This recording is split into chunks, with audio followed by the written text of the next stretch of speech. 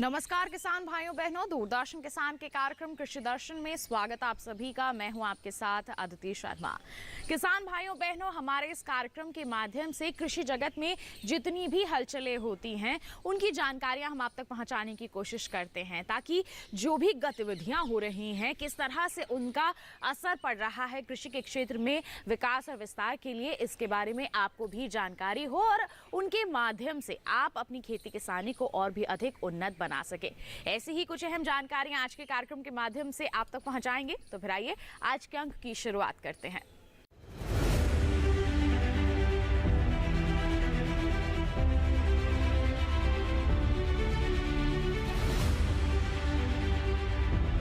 लेकिन अगर रोग बढ़ते रहेंगे तो स्वास्थ्य सुविधाएं हमेशा कम ही पड़ेंगी और इसलिए प्रधानमंत्री जी की हमेशा ये कोशिश रही कि रोग कम से कम हो, इसका प्रयास हमें करते रहना चाहिए।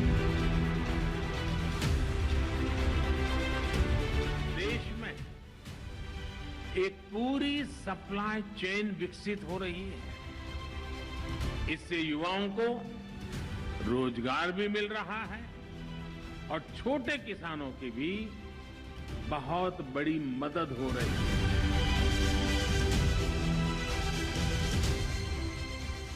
भारत इस समय G20 का प्रेसिडेंट भी है।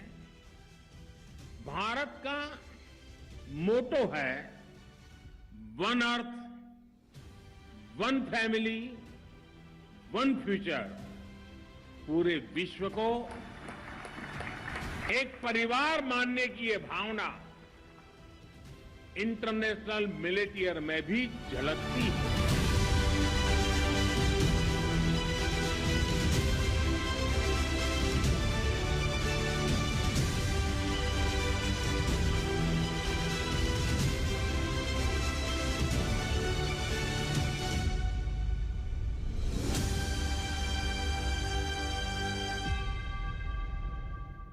किसान भाइयों बहनों, पूरी दुनिया में अंतर्राष्ट्रीय पोषक अनाज वर्ष 2023 मनाया जा रहा है।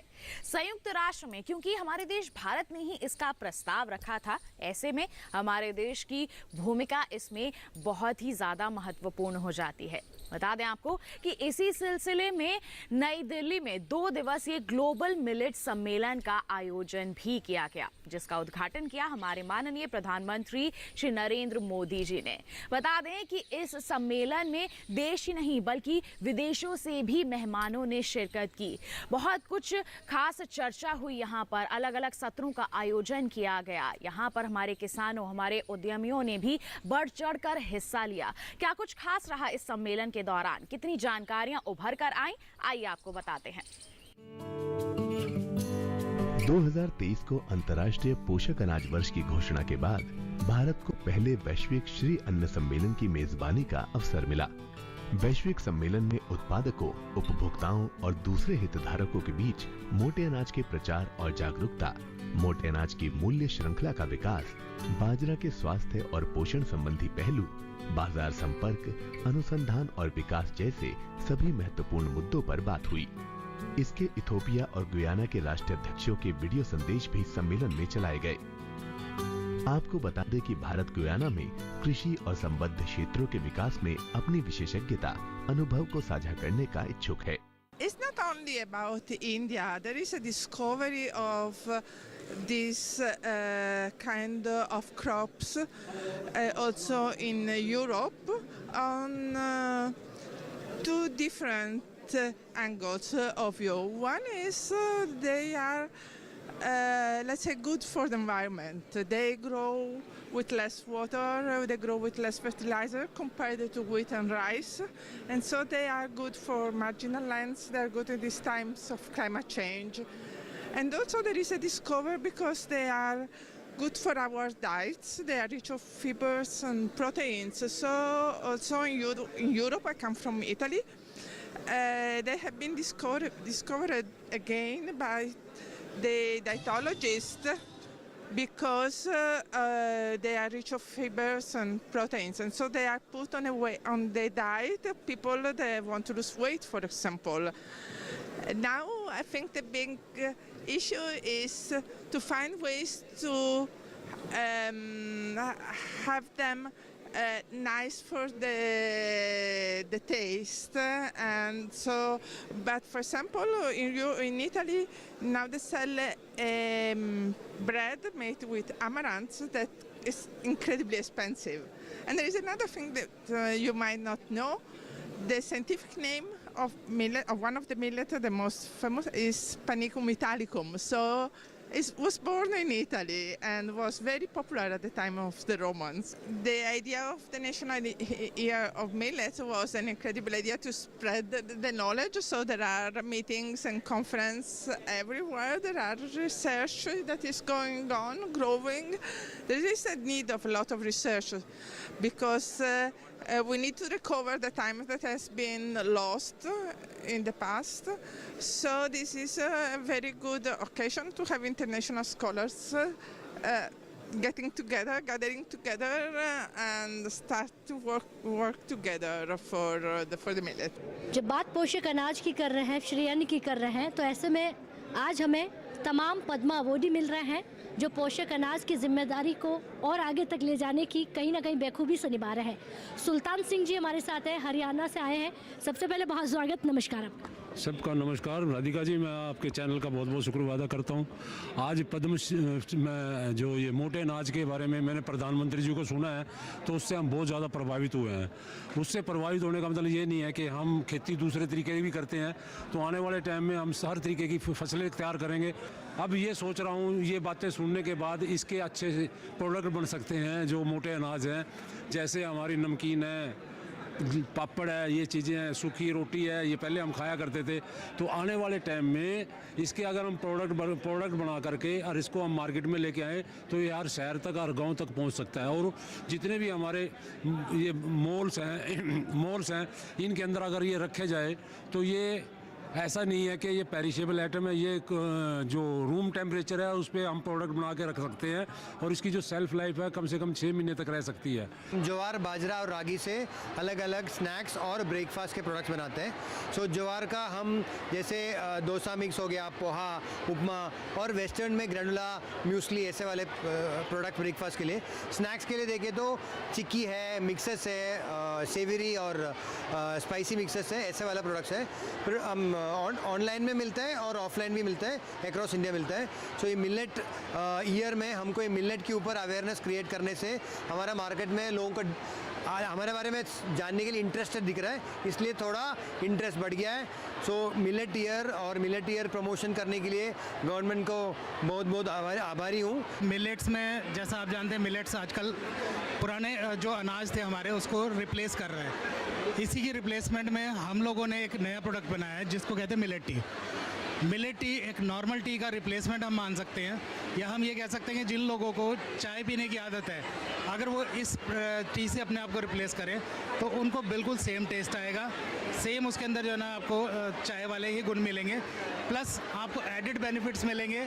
रागी, आपका वाइट कॉर्न, उसके अलावा जो है ना हमारे 7 और जो है ना मेजेस हैं इसके अंदर जो मिलेट्स हैं उनके भी आपको बेनिफिट्स इसमें मिलेंगे। इससे बेनिफिट क्या कि आपको 3 टाइम्स मोर कैल्शियम मिलेगा, 1.4 टाइम्स मोर मैग्नीशियम मिलेगा एज कम्पेयर टू नॉर्मल चाय, और आपको 2 टाइम्स मोर जिंक मिलेगा उसके अंदर। I think that this whole millet conference here is an opportunity for developing countries to follow in the footsteps of India. First of all, I want to commend the government of India and especially the Honorable Prime Minister Shri Narendra Modi for organizing this conference. We know for a fact that millet was there all the time. It's a very indigenous crop, but we have seen over the years that other crops came and took it over because of the kind of marketing that was done. But millet, not only because of its low cost for production, but its health value and other things that is associated with it. So I think this is an ideal opportunity both to solve the problems in the world, to reduce hunger, for developing countries to build their economy, to move in a direction that they can produce millet in a large scale and at the same time help their population to eat healthy and bring down the cost of production for food. किसान भाइयों बहनों, इसी के साथ कार्यक्रम में वक्त हो चला है एक छोटे से ब्रेक का। आप कहीं मत जाइए, हम जल्द ही हाजिर होंगे। बने रहिए दूरदर्शन किसान पर, देखते रहिए कार्यक्रम कृषि दर्शन। श्री अन्न यानी मिलेट्स है पोषण का भंडार, मान गया अब सारा संसार। अंतर्राष्ट्रीय मिलेट वर्ष 2023 के अंतर्गत वैश्विक मिलेट सम्मेलन के उपलक्ष्य में प्रधानमंत्री श्री नरेंद्र मोदी का आह्वान। जो लोग इन दिनों दिल्ली में हो या दिल्ली आने वाले, उनसे भी आग्रह करूंगा कि एक ही जगह पर मिलेट्स की पूरी दुनिया को समझना, उसकी उपयोगिता को समझना, प्रकृति के लिए, स्वास्थ्य के लिए, किसानों की आय के लिए, मैं आप सबको आग्रह करूंगा ये एग्जीबिशन जरूर देखें। मिलेट्स उगाकर करोड़ों किसानों के जीवन में नई उम्मीद और जन जन को सेहत की सौगात देने वाले श्री अन्न यानी मिलेट्स प्रदर्शनी में आपका स्वागत है। 18 से 22 मार्च भारतीय कृषि अनुसंधान संस्थान पूसा कैंपस, नई दिल्ली, सुबह 10 बजे से शाम 5 बजे तक। कृषि एवं किसान कल्याण मंत्रालय, भारत सरकार।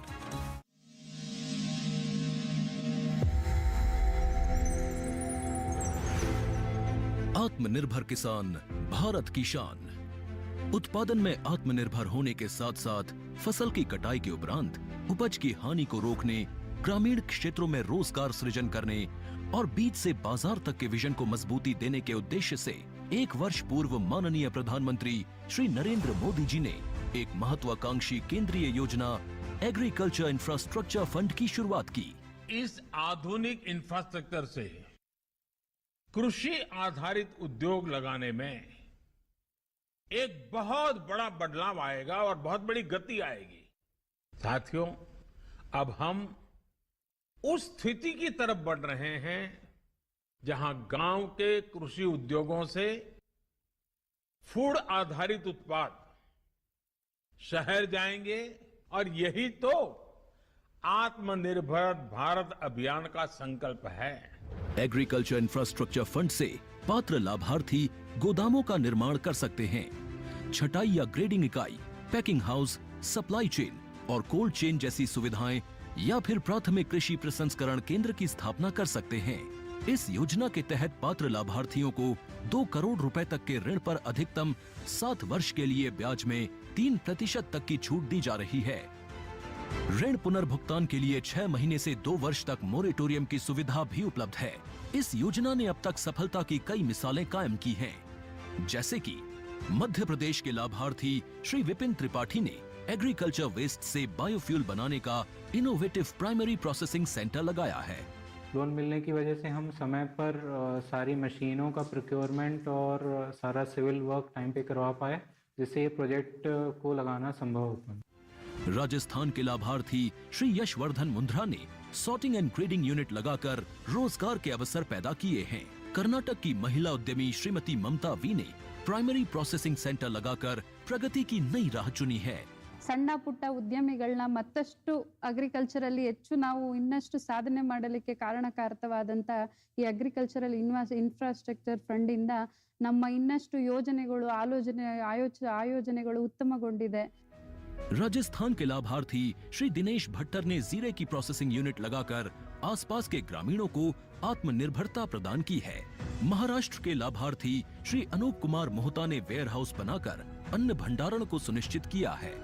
आज देश के कोने कोने से किसान, कृषि उद्यमी, किसान उत्पादक संघ, प्राथमिक कृषि सहकारी समितियां, स्वयं सहायता समूह और कृषि उपज मंडियां इस योजना का लाभ उठा रहे हैं।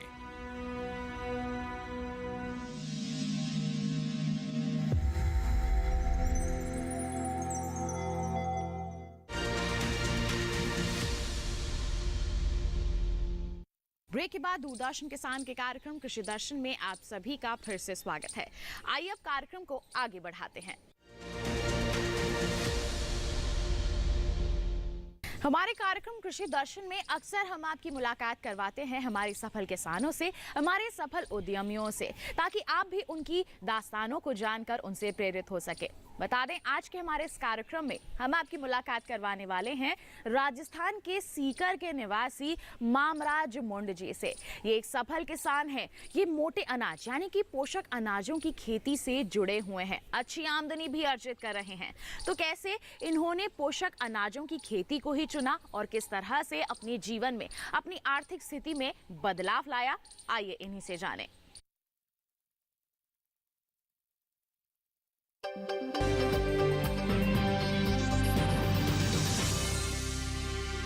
खाद्यान्न संकट के गहराने की आशंका ने दुनिया भर के देशों की चिंता को बढ़ा दिया है। बढ़ती आबादी का बोझ, निरंतर बदलते मौसम और खेती किसानी में बढ़ती लागत के बीच फायदे की खेती के विकल्प पर मिलेट की खेती अपनी जगह बना रही है। श्री अन्न यानी मिलेट्स की खेती कोई नई नहीं है।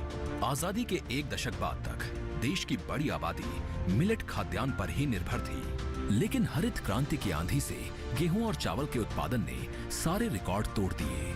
लेकिन मिलेट का रकबा धीरे धीरे कम होता चला गया।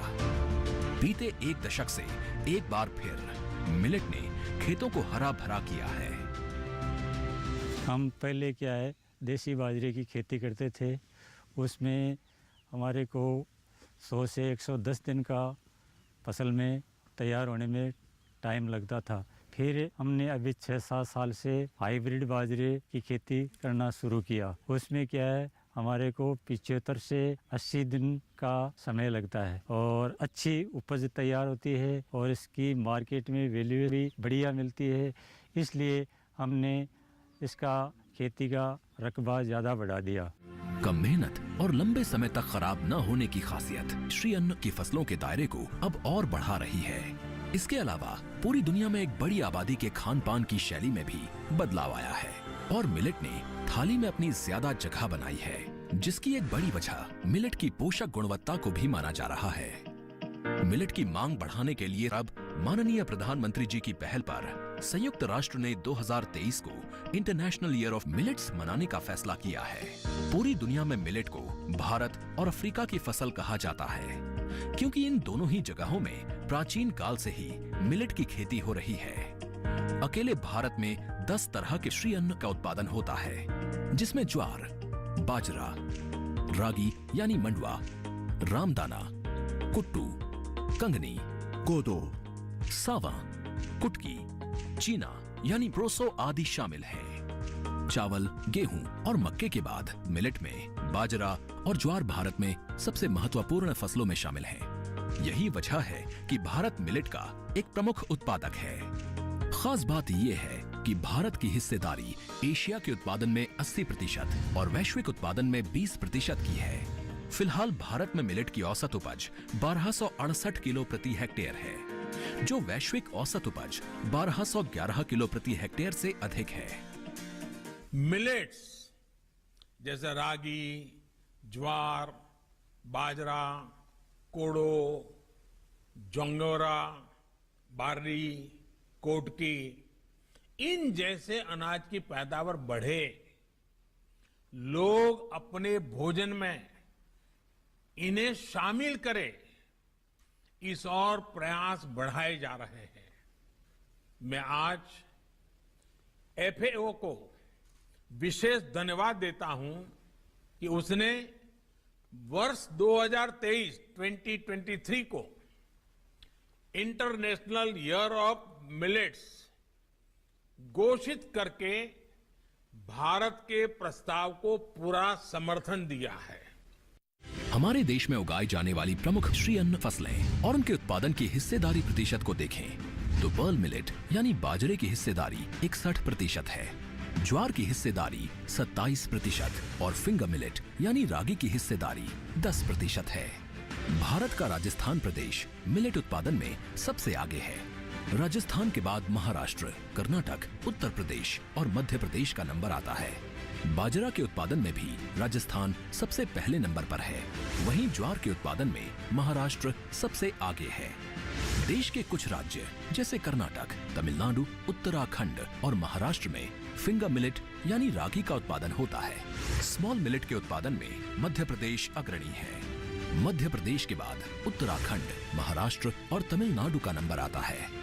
साल 2023 को इंटरनेशनल ईयर ऑफ मिलेट घोषित किए जाने के बाद मिलेट्स को लोगों के बीच लोकप्रिय बनाने के लिए कई तरह के कार्यक्रमों की योजना बनाई जा रही है, ताकि मिलेट्स का न सिर्फ उत्पादन बढ़े बल्कि वैश्विक खपत और निर्यात में भी बढ़ोतरी हो।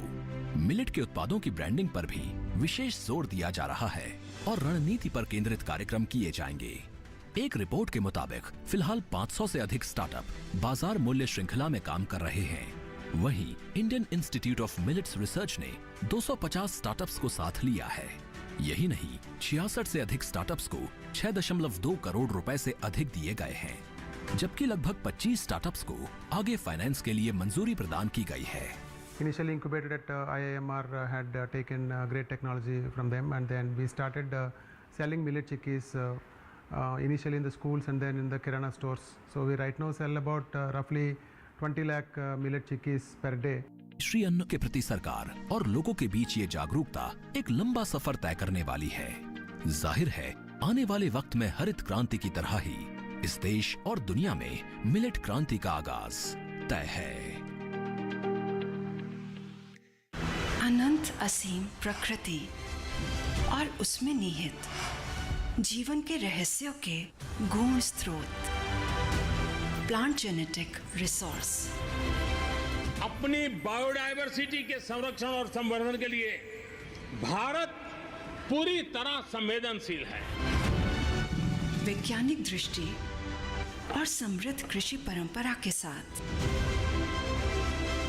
भारत जैविक विविधता के संरक्षण के लिए प्रतिबद्ध है।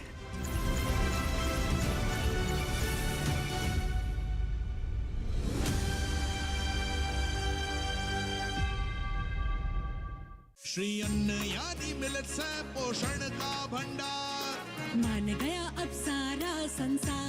अंतर्राष्ट्रीय मिलेट वर्ष 2023 के अंतर्गत वैश्विक मिलेट सम्मेलन के उपलक्ष्य में प्रधानमंत्री श्री नरेंद्र मोदी का आह्वान। जो लोग इन दिनों दिल्ली में हो या दिल्ली आने वाले, उनसे भी आग्रह करूंगा कि एक ही जगह पर मिलेट्स की पूरी दुनिया को समझना, उसकी उपयोगिता को समझना, प्रकृति के लिए, स्वास्थ्य के लिए, किसानों की आय के लिए, मैं आप सबको आग्रह करूंगा ये एग्जीबिशन जरूर देखें। मिलेट्स उगाकर करोड़ों किसानों के जीवन में नई उम्मीद और जन जन को सेहत की सौगात देने वाले श्री अन्न यानी मिलेट्स प्रदर्शनी में आपका स्वागत है। 18 से 22 मार्च भारतीय कृषि अनुसंधान संस्थान पूसा कैंपस, नई दिल्ली, सुबह 10 बजे से शाम 5 बजे तक। कृषि एवं किसान कल्याण मंत्रालय, भारत सरकार। तो ये था हमारा आज का कार्यक्रम कृषि दर्शन। उम्मीद करते हैं जितनी भी जानकारियां आज के कार्यक्रम के माध्यम से आप तक पहुंचाई गई हैं, सभी आपके लिए फायदेमंद साबित हुई होंगी। साथ ही आपको बता दें, दोबारा आप हमारा ये कार्यक्रम देख सकते हैं। टीवी स्क्रीन पर दिखाए जा रहे इस QR कोड को स्कैन कर लीजिए, सीधा पहुंचेंगे हमारे YouTube चैनल पर और हमारा ये कार्यक्रम आप देख सकते हैं। जुड़ सकते हैं हमारे साथ, ईमेल कीजिए हमें। ईमेल ID है krishidarshandddk@gmail.com। आप पत्र लिख सकते हैं हमें, पता है हमारा कृषि दर्शन, कमरा नंबर 58, CPC दूरदर्शन, खेलगांव, नई दिल्ली 110049। तो इसके साथ आज के लिए बस इतना ही। अगले अंक में फिर होंगे हाजिर, तब तक के लिए दीजिए इजाजत, लेकिन आप बने रखिए दूरदर्शन के साथ पर। नमस्कार।